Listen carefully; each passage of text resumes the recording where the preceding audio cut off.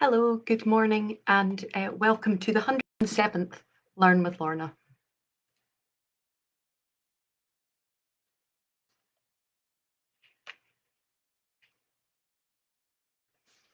So welcome to the 107th Learn with Lorna. My name is Lorna Steele-McGinn. I'm the Community Engagement Officer with the Highland Archive Service. This series, as you'll know if you've been watching for a while, is designed to share some of the collections that the Highland Archive Service holds in our 4 offices across the Highlands of Scotland. Our offices are in Inverness, in Portree, in Wick, and in Fort William. Hi, Penny. This series is brought to you by High Life Highland at no cost to the viewer. High Life Highland is a charity registered in Scotland, and there's no payment or subscription required to take part in this series of talks. But if you're able to donate towards our work, then as always, we're very, very grateful for that. Hi, everyone. I'm seeing all your hellos coming in. Linda, is the weather better here? Right here where I am in my house, the weather is fine, but I'm sure other people will update on what their weather is.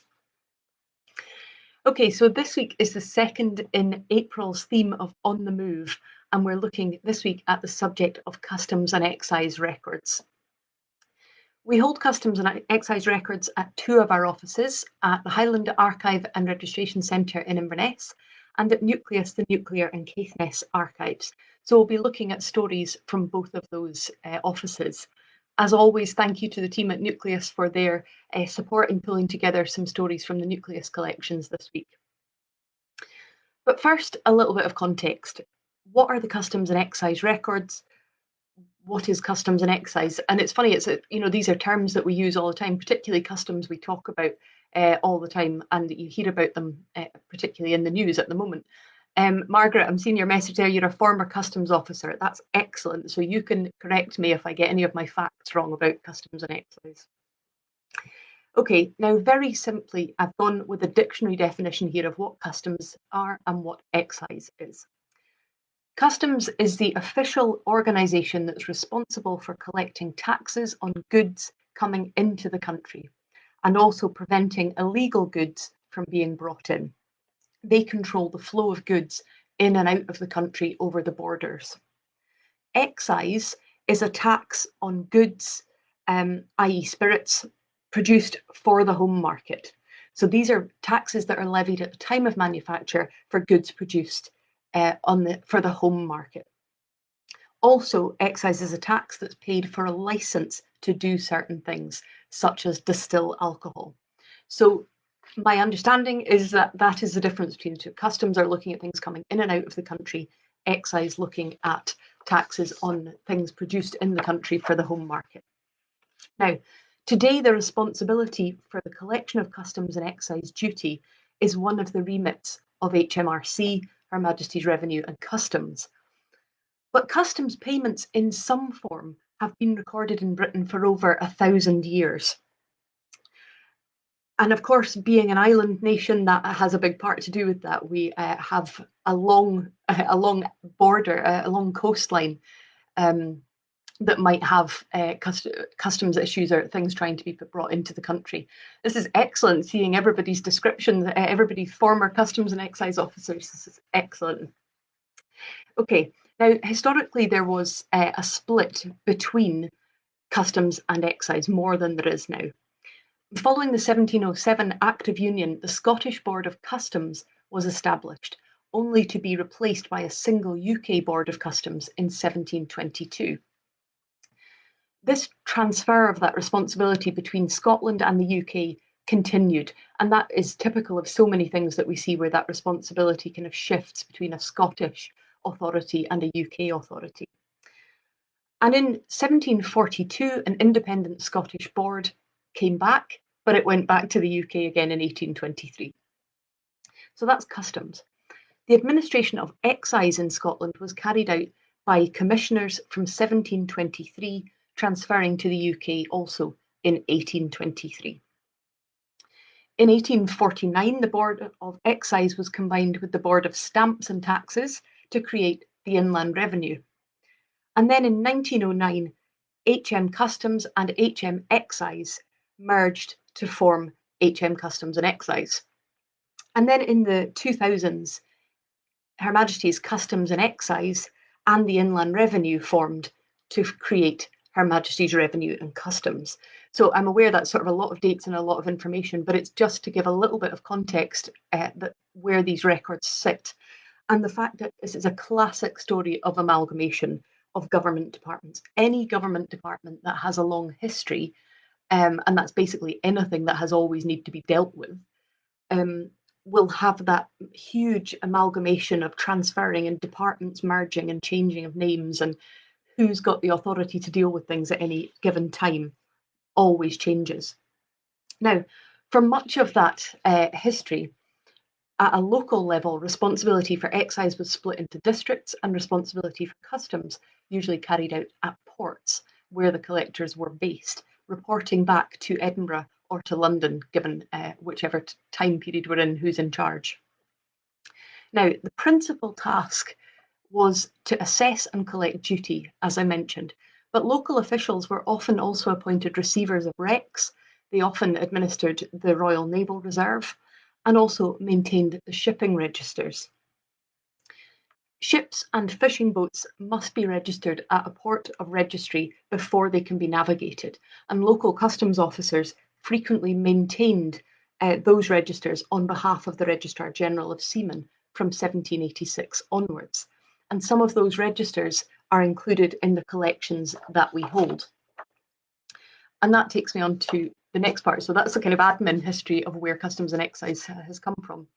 But what's in these collections that we hold? And I am talking specifically about the Customs and Excise records today. There are huge numbers of references within our court papers as well of people practicing illegal distilling and other things, but we're focusing on the official Customs and Excise documents today. Okay, so what's in these collections? Well, a range of items that relate to the work, the processes, and the operations of local Customs and Excise officers, different in different offices. So, as always the case with archives, what we'll have in each of our offices is different. But by and large, they include staffing records. So these are salary books and record books. Documents relating to the admin and running of the Customs and Excise. So these are things like report books, fees, financial records. There are documents relating to the Royal Naval Reserve, because as I mentioned, local Customs and Excise officers would often be involved in administering that. So we have enrolment books for the Royal Naval Reserve, letter books, and service record cards.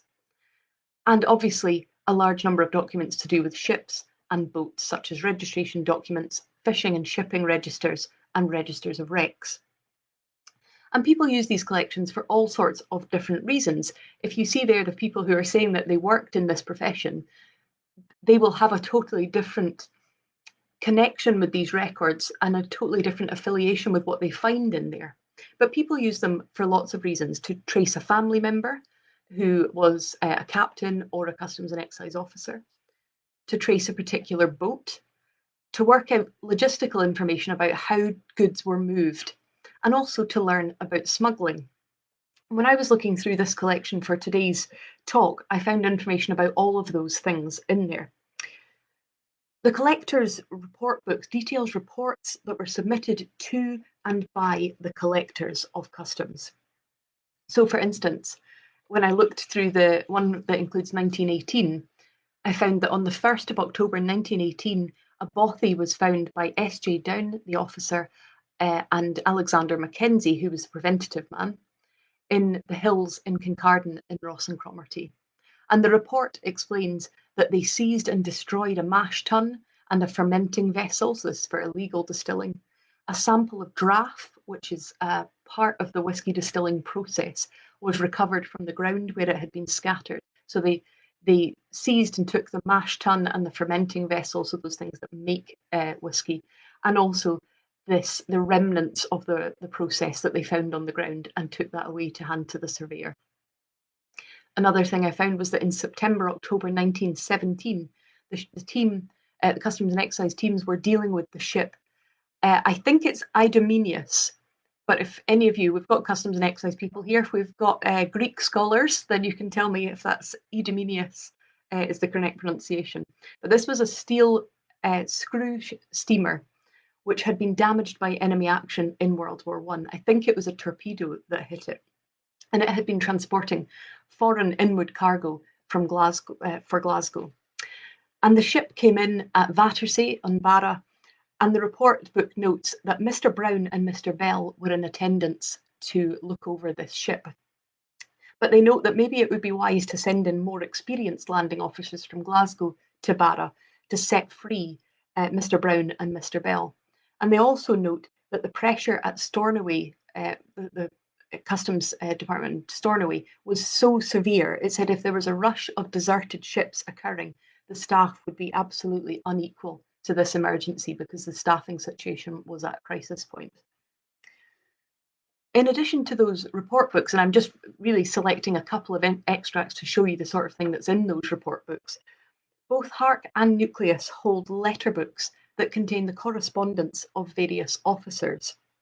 Now, Belinda in Nucleus looked through the Nucleus letter books to find some stories and some references to the sort of things that were covered in those books. Things like office capacity, resources, accidents at work, and one that particularly there's two here that particularly tickled her. One was the fact that there's, in the 1930s, a Mr. Andrews was inspecting a distillery and had a fall, which is not funny. But it was recorded in the letter book that it should be noted that he is usually careful, steady, and strictly temperate. So there's an implication there that yes, he fell, but he didn't fall because he'd been drinking, and we want everyone to know that. Obviously, particularly when you're visiting a distillery. Now, another one was that Mr. McEwen was similarly acquitted from reputational damage. He had lost a requisition book and a load of alcohol. So obviously he is the person in charge with seizing this alcohol that shouldn't have been in existence. And he wrote this down in his requisition book, but then the requisition book and the alcohol went missing. And it said that Mr. McEwen, who had died by the time the loss was discovered, they concluded that he had taken a desk home and that probably the book was in the desk drawer and that probably the book was accidentally damaged and all the spirits were also accidentally damaged, but they're sure they were for authorised purposes and there was nothing wrong. Which seems a little bit strange that the whole thing had gone missing, the book, the alcohol, everything, and nobody's raising much of a question about that. So you can all tell me if you would have got away with that. References to staff obviously appear through the collections.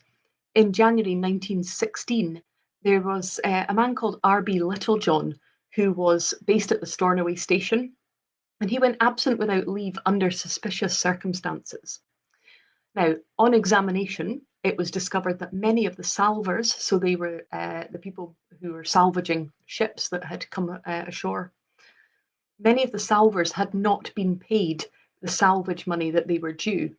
It was around about £122 in total, which at that point was about £7,000. In February, a warrant was issued for Littlejohn's arrest. He seems to have travelled to Liverpool because there's reference in these letter books with the Chief Constable of Police in Liverpool, who then says there's now no trace of him or the money, and he was later formally dismissed. So there are those kind of references to staff doing things well or doing things badly, but there are also staff-specific documents, so things like salary books, which detail the employment history and wages of different members of staff. Everybody from the tax clerks and the cleaners to surveyors, collectors, and the temporary women clerks during the war. And through these, we can see not only details of individuals, but glimpses of social history. So, for instance, there's the reference in these salary books to a Mrs. Isabella Urquhart, who was the cleaner at the Invergordon station, and I'm seeing Invergordon mentioned in the chat. And she spent the First World War not only cleaning the offices, but cooking for the officers. And because of the serious situation in Invergordon being used as a naval base, that she was given a vacant bedroom within the customs house that she could sleep in order to be there, excuse me, in order to be there to perform her duties. So there's very detailed description about the fact that this is not a normal situation. We're in the middle of a conflict, and that's why this exception has been made for Mrs. Isabella Urquhart. So why do people come to us to look at the customs and excise records? Well, I mentioned there are all sorts of different reasons that people have this as an interest. And Anne, who's one of our assistants in Nucleus, wrote for me a description of a current inquiry that she's working on as an absolutely classic example. So here she describes some of the reasons people have contacted Nucleus. She says, we often get inquiries about fishing boats. Sometimes it's part of people's family history research. Sometimes people are interested in one specific boat, such as its skipper's name and if it was sunk. Registers hold a lot of comprehensive information about the story of a boat. Other inquiries are broader. I recently was working on a request from an inquirer in Sweden who is trying to progress his research to compile the wide history of all the Wick fishing boats. Quite a challenge. You can imagine we've talked a lot over the last 106 episodes about the importance of that coastline and the fishing industry to Wick. So you can imagine it would be quite a big job. And Anne goes on, the inquirer told me that what he already knew. There was a fishing boat sold to William Sutherland and Andrew Sutherland of East End, Golspie, on the 24th of May, 1921. I have her dimensions and her details. Her port letter and number is ME2. Her name, Nina. She was built in 1912 by Stevenson and Asher of Banff. She was an auxiliary motor, possibly a Zulu type of vessel, first class, with 5 men, nets and lines. He gives the dimensions, the tonnage, the propulsion. This is a sail and motorboat, and the fact that he knows her history from 1914 to 1921, and that her owner at the time it was sold was Joseph Noel Johnston of 3 America Street, Montrose, fish curer. Skipper was James Pert. As you can see, he said to Anne, the boat came to the Wick registry from Montrose, but the inquirer's biggest problem was that he didn't have her name after that date of transfer. It might have been Nina, or maybe it was changed. Also, it was possible that the dimensions given in the register might be slightly different from those given in Montrose, as it was possible that she was remeasured when she was brought north. So they would often bring it in, remeasure, and start again. The inquirer wondered if I could assist in tracing what had happened to this boat after 1921. Did it change its name? How long did it stay in the north? I located the register of sea fishing boats. Wick covered the area, so it was Golspie that the boat had gone to, but Wick would have covered it at that time. It was literally a hunt through every page of the volume, as the index did not mention a ship called the Nina. Eventually, I found a page that mentioned William and Andrew Sutherland from East End in Golspie. The page revealed that the boat was now called the Challenger 3, and that the certificate was cancelled in Wick on transfer of the registry to Inverness, and she gained a new reference, INS 233. And that's a classic type of inquiry that we would get, where that huge amount of legwork in following the story through, it's not as straightforward as it keeping its name and keeping its measurements. It involves, as anything does that covers 100 years, there's been changes in that time, but there's a process to work out that answer. Now, I've probably mentioned before the fact that the shipping registers are my absolute favourite items in the customs and excise collections, and some of my favourite items altogether, actually. I just love them. I love looking through them. They are full of, they conjure up for me images of voyages, adventures, wrecks, cargoes, and for me, most of all, the names that they have.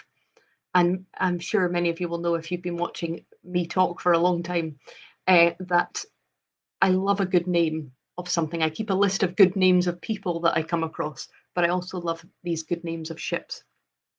And for each of these, we can discover their tonnage, whether they're engaged in coastal fishing or foreign trade, the master's name, the number of men and boys employed, and sometimes what happened to them. So let me read out some to you that were registered in the late 1700s, and you can tell me if you have that same response as I do, which is just that intense wondering of where these ships went and what they saw, what they were carrying. So here's some of the names. We have the Three Friends of Burghead, the Yucatan of Kingston Port. Yucatan actually was condemned at Basse-Terre, which is the capital of St Kitts and Nevis. The Happy Return of Spey, the Countess of Westmoreland, the Neptune of Kingston. The Neptune of Kingston actually is one of many ships in these registers that are from the Caribbean. It's registered at Kingston Port. Height of slave ownership in that area, and so it's likely that these ships would be carrying Highlanders going out to the plantations, and also clothes, fish, and other supplies for the slaves that were owned on those plantations. The dispatch of Neptune, that was the master of that ship was Master John Lang, and that was actually recorded as being missing for several years, and eventually they reported that it had been sold in the West Indies. The Nelly of Buckie, skippered by George Thompson. That's recorded in 1791 as being captured by the French, because we're then at the height of the French Revolutionary Wars. So you get all of this kind of romantic and amazing ideas of the names and the places, but also in there, just in that one page. And if I come off this, I'll maybe share a picture of that page because they're so beautiful. Then you also get a glimpse of this. We're seeing the slave trade, we're seeing the connection to the Caribbean, we're seeing the role of the French Revolutionary Wars impacting the work of the customs and excise teams here in the Highlands. So you really get an insight into cultural and social history. Of course, many ships have been lost and damaged in the waters around the British coast, some in storms, some because of enemy action. And the customs and excise officers were involved in recovering wrecks and the salvage process. And Valerie at Nucleus looked into the story of one ship that she found in the customs and excise collection held at Nucleus. And she describes this perfectly as Caithness's own Whiskey Galore tale. If you don't know Whiskey Galore, the book by Compton Mackenzie, or either of the films, then that's your homework, is to go away and report back next week that you've read or watched that. Okay, so this is quite a long extract that I wanted to read, but the story is so perfect that I didn't want to miss anything out. So this is the story that Valerie found by looking through the customs and excise records at Nucleus. The Danish steamer, the Pennsylvania, bound from New York to Copenhagen, ran aground on the west side of the island of Svona, north of Stroma, in heavy fog on the 26th of July, 1931. She was carrying wheat and other general cargo. The captain refused all local offers of help in order to wait for a tug arranged by the owners to come from Copenhagen.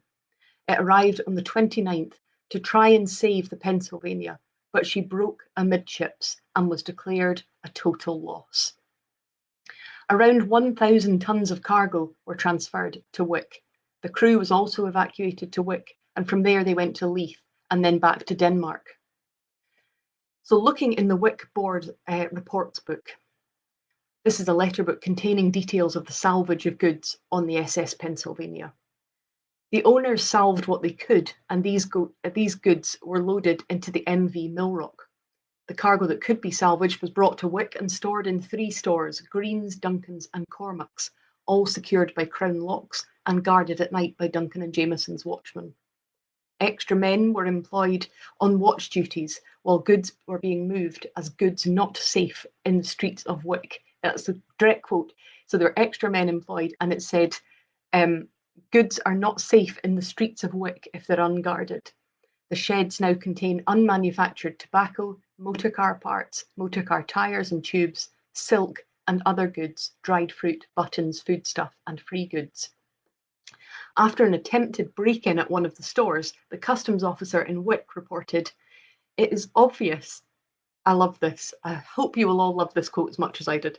Customs officer said, "It is obvious that one watchman is insufficient in a district where the people are of Viking descent and only 1 or 2 generations removed from systematic wrecking, looting and smuggling, and the local residents are ready and willing to assist in the speedy removal and concealment of plunder." Talk about describing an entire group of people in one stereotype. It then goes on to say, "All goods remaining on board are below water at high tide. 9 motor cars and 1 chassis, and a quantity of flour and coffee beans in bags are exposed to view at low tide. The wreck was advertised for sale. A number of men were employed locally to examine the cargo and reconcile it with the ship's manifest. An anonymous letter was received by the customs officer at Wick, reporting that the people of Stroma were plundering the ship and naming the fishing boat and the fishermen involved. And the letter says, this is the anonymous letter. An anonymous letter was sent in, and this is what the customs officer says. During the last few days, many rumours have reached me that flour, iron pipes, outboard motors, and typewriters, all included on the manifest of the Pennsylvania, have been plundered since the APO was necessarily withdrawn from the wreck, and are to be found in the cottages of Stroma. The Danish salvage inspector has informed me that the ship's clock, compasses, furniture, and fittings are reported to have been plundered by the Stroma people. It's difficult to obtain evidence as the local people are sympathetic towards the idea of plunder. Up till now, I've taken little notice of rumour, but the enclosed letter is submitted for the information of the board because a definite charge has been made. It is possible that the outboard motors will be fitted to Stroma boats. If application is made for registry with a view to claiming repayment of hydrocarbon oil duty, a sharp lookout must be kept for such goods illegally shipped. There is no reason to think dutiable goods have gone into consumption, but the demoralising effect of unchecked plunder and also the widespread rumours are deplorable, and the matter is reported for this reason also. It gets better, it just carries on, it's excellent. In the absence of a ship on the spot and evidence to justify searches of private houses on Stroma, it is difficult to prevent or detect plunder. Access to Stroma is by boat, ordered from Stroma by telegraph. People on the island are always apprised of the visit by any revenue authority and have an opportunity to conceal evidence of any plunder. The customs officer visited Stroma, but without a search warrant, he could do little. He did find some bags of flour marked Kansas City, USA, and larger bags marked Copenhagen, but they were sea damaged, and the islanders maintained that any flour had been given as payment for helping them to salve the cargo of the Pennsylvania. The receiver at Wick, in a letter to the head receiver in Inverness, doesn't hold out any hope for recovering cargo or prosecuting any Stroma islanders. He says he believes that all the people of Stroma are involved.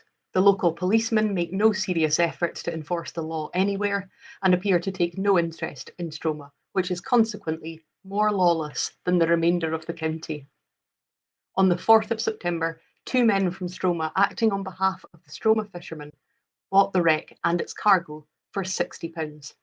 Local legend has it that 2 cars were salvaged and ran at John O'Groats for many years afterwards. Other items taken included prams, typewriters, toys, slot machines, gramophones, cameras, underwear, contraceptives, a piano, tyres, car parts, prunes, and raisins. So as I say, a long extract, but I thought I just need to share it because it's so fantastic. It is just literally the same as Whiskey Galore. Now, finally, to finish off, something a little bit different can also be found in the Nucleus collections. And these are documents and letters that relate to Wick Airport. And if any of you have been to Nucleus, the Nuclear and Caithness archives, then you'll know that it is Nucleus is situated right next to the airport. Now, Wick Airport was originally a grass airfield used from 1933 to 1939 before it was requisitioned by the Air Ministry in World War II and extended with hard runways, buildings, and a hangar and so on. And during this period, it was administered by the RAF Coastal Command and was known as RAF Wick. Now, after several changes, it is now operated by Highlands and Islands Airlines Limited and known as Wick John O'Groats Airport. And Jennifer in Nucleus uncovered the story of one passenger as told through these customs and excise records that illustrate the fact that proving your identity on a flight is nothing new, but particularly the importance of verifying who you are during wartime. And she says, the story begins with a list of passengers arriving in Wick from Reykjavik in Iceland on the 11th of July 1944. On that list of passengers is the name James Herbert Falwell, honorary rank, flight lieutenant.